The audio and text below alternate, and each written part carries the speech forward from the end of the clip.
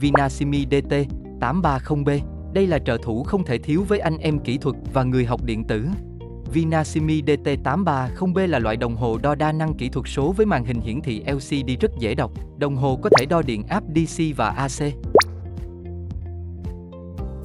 Đo điện trở. Đo dòng điện DC. Kiểm tra diode. Đo transistor.